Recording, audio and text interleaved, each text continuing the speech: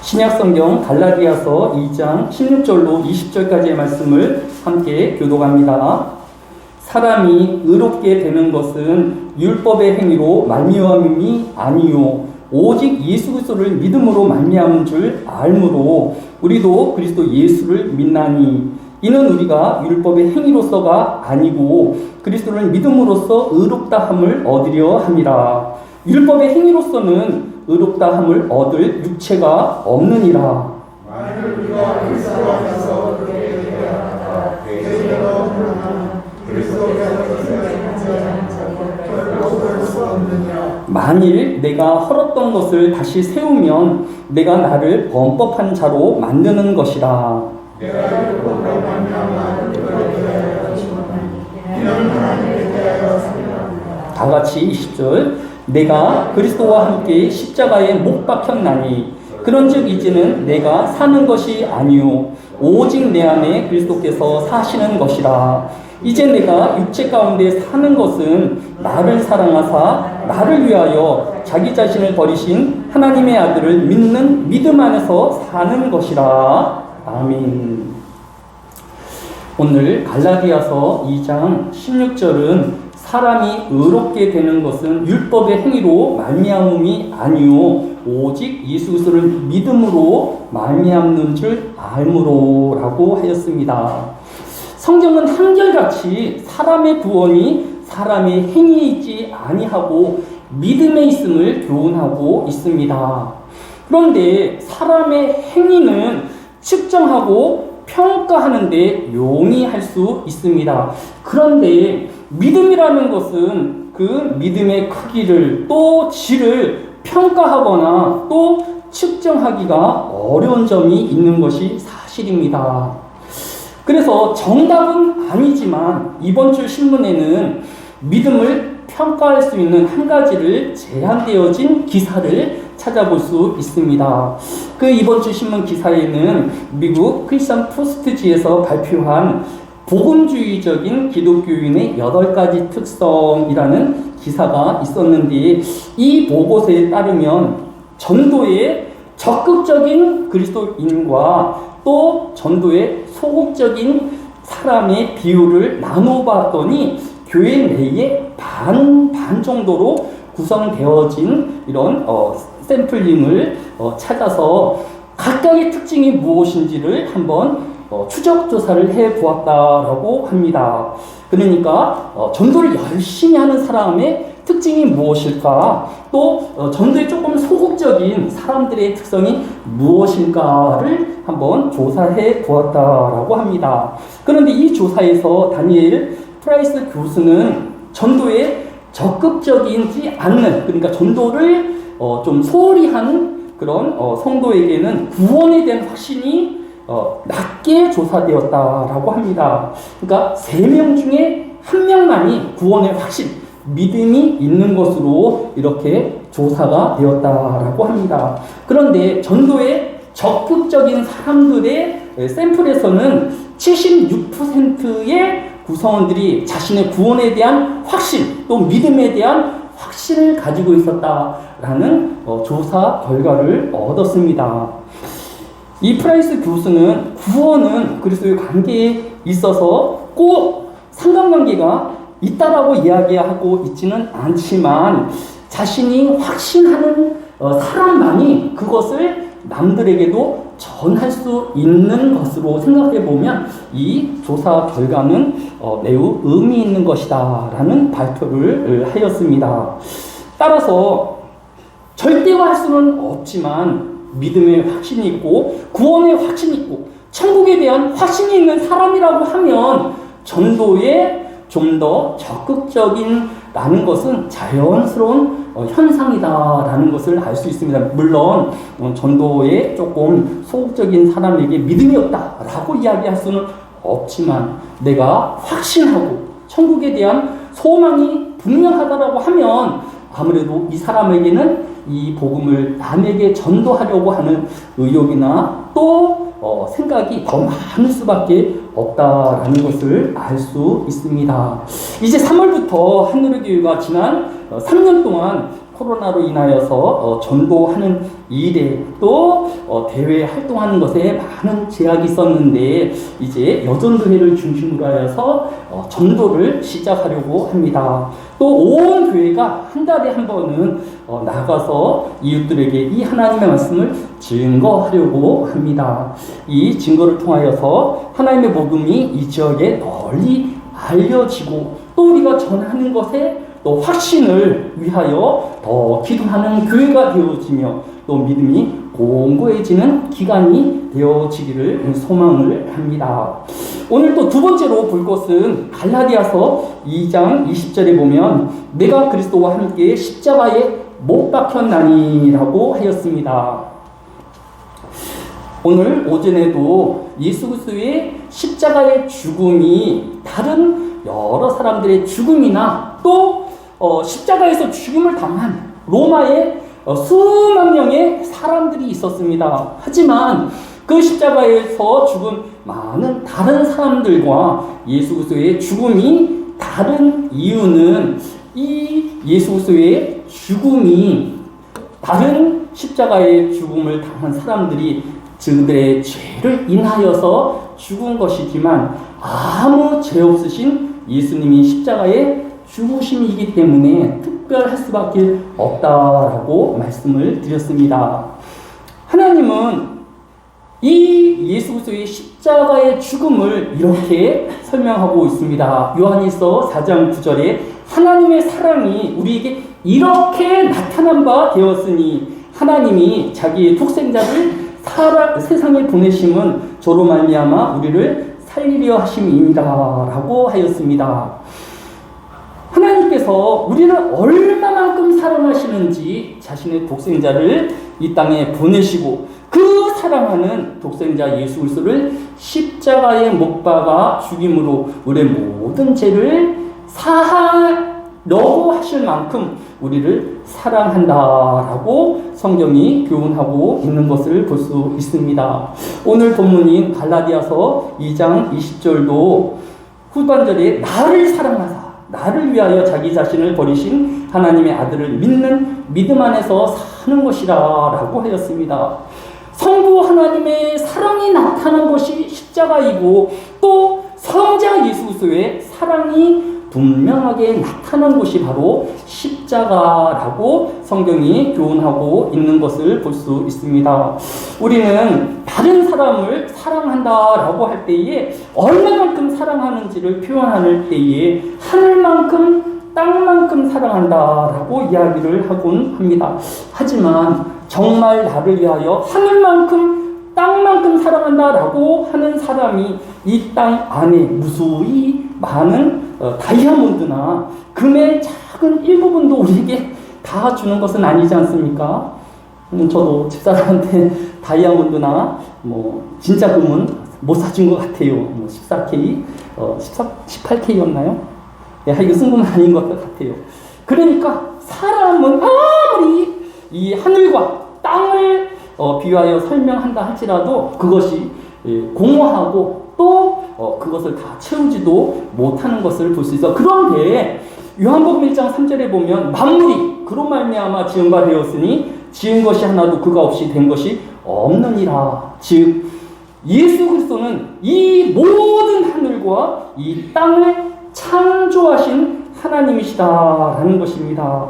바로 이 모든 우주를 창조하신 예수 그리스도를 십자가에 죽게 하실 만큼 우리를 사랑하신다라는 것입니다. 그러고 보면 하나님이야말로 우리를 얼만큼 사랑하느냐 하면 정말 하늘만큼 땅만큼 사랑하신다라는 것을 알 수 있는 것입니다.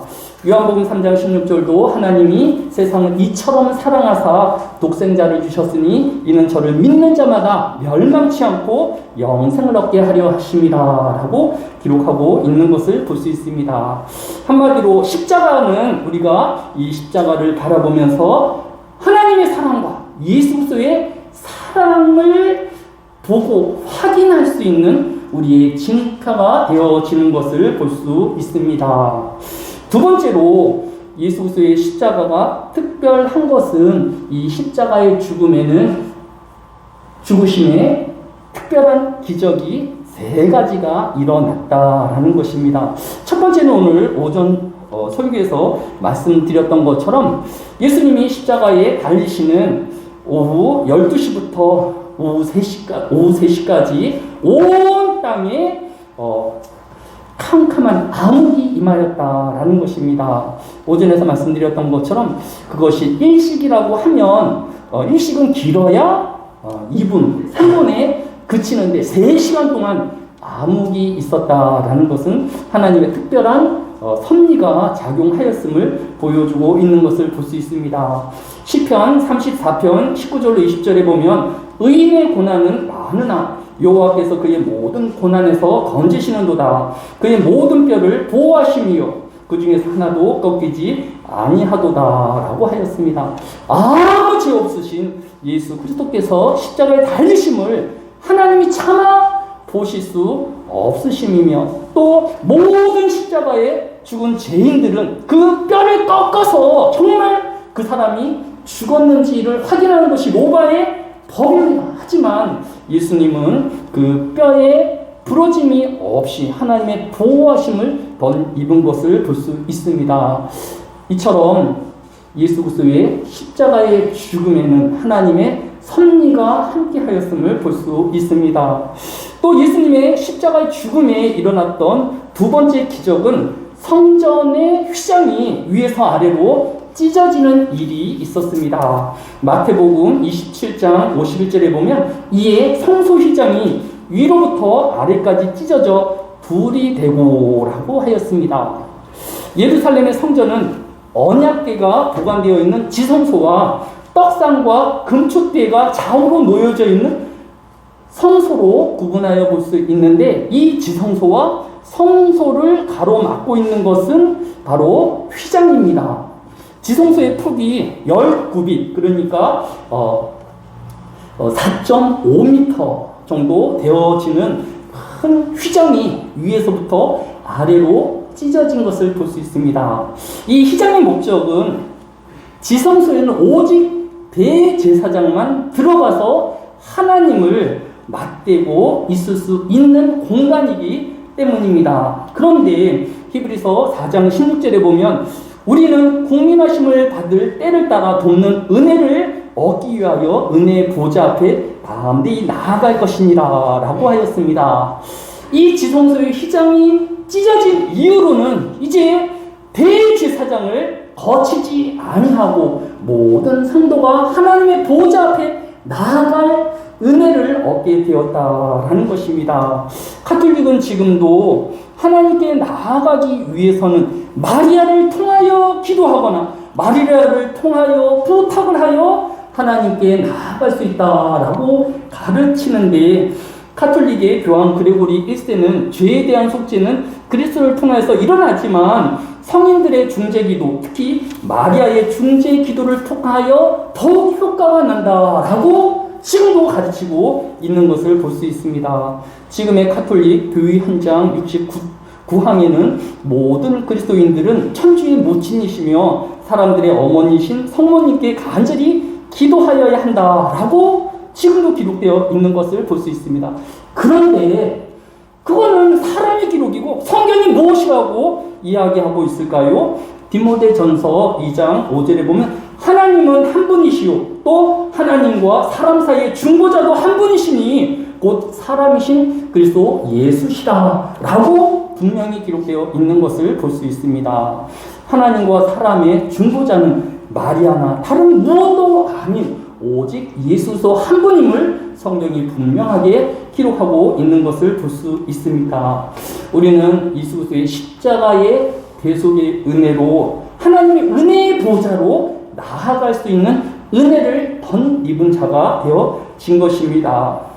끝으로 예수님이 십자가에 죽이실 때에 세 번째 기적이 있었는데 그 기적은 땅에 지진이 나고 바위가 터지는 일이 있었습니다.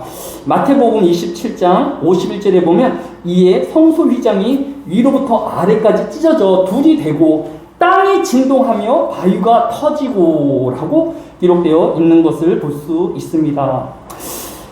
성경에서는 이렇게 지진과 바위가 터지는 것에 대해서 히브리서 12장 26절로 25절에 너희는 삼가 말씀하신 일을 거역하지 말라. 땅에서 경고하신 일을 거역하는 그들이 피하지 못하겠거늘 하물며 하늘로부터 경고하신 일을 배반하는 우리일까 보냐. 그때에는 그 소리가 땅을 진동하였거니와 이제는 약속하여 이르시되 내가 또 한번 땅만 아니라 하늘도 진동하리라 하셨느니라 라고 하였습니다. 하나님은 하나님의 경고의 말씀을 배역하고 듣지 않는 모든 이 사람들을 심판하기 위해 땅을 진동하게 하시고 또 하늘도 진동하게 하실 것임을 말씀하고 있는 것을 볼 수 있습니다. 즉 장차 예수 그리스도의 오실 그 종말이 가까워지면 이 땅에는 큰 지진들과 큰 경계들이 많이 일어날 것을 성경이 경고하고 있는 것을 볼 수 있습니다. 어제 아침 신문을 보니까 딱 20일 전이지요. 2월 6일 날 트르키예와 또 시리아에 일어났던 지진으로 총 사망자가 5만 명을 넘어섰다라고 합니다. 또 지난주에 있었던 여진으로 또 1000여 명의 사람들이 죽은 것으로 보도되어지고 있습니다. 그런데 23일 날 이번 주입니다. 이번 주에 터키와 그다음에 시리아뿐만 아니라 중국하고 이 파키스탄 그 접경지도에서도 진도 7.2의 지진이 일어났다라고 합니다. 또 지난주 신문에 여러분도 보았겠지만 대만에서도 4.2의 지진이 관측되고 있다라고 합니다. 멀리 갈 것이 아니라 올해 1월 9일에도 우리나라의 진도 4의 지진이 이 강화도에서 일어났던 것을 기억할 수 있을 것입니다. 결코 지진이 이 트르키예와 시리아만 해당되어지는 것이 아니라 중국과 대만과 우리나라와 또 전 세계에 이렇게 광범위하게 일어나고 있는 것을 볼 수 있습니다. 우리는 이 자연의 재앙에 대하여 우연이나 또 다른 여러 가지로 설명할 수 있겠지만 성경을 깊이 연구하는 우리에게 다가올 시간이 무한적으로 있는 것이 아니라 주님의 재림의 때가 언제인지는 알지 못하였지만 점점 그때를 향하여 가까이 나아가고 있음을 기억하는 저희가 되어야 할 것입니다. 우리가 이렇게 지진이 일어나며 또 재앙의 소식이 들려올 때에 우리는 소망을 품는 자가 되어야 할 것입니다. 주님이 곧 오실 것입니다. 하나님의 나라가 곧 임하여질 것을 우리가 소망하는 성도들이 되어야 할 것입니다. 이제 이 사순절을 맞이하여서 이제 세상으로 향하였던 우리의 마음들이 생각들이 다시 하나님께로 또 성경으로 돌아가는 회복의 시간으로 차곡차곡 채워져 가야 할 것입니다. 기도하겠습니다. 사랑이 많으신 아버지 하나님, 이 한날에도 하나님께서 우리로 주의 말씀을 듣게 하여 주시고 하나님을 찬양한 자리에 있게 하여 주시고 기도의 자리에 있게 하여 주심을 감사를 드립니다.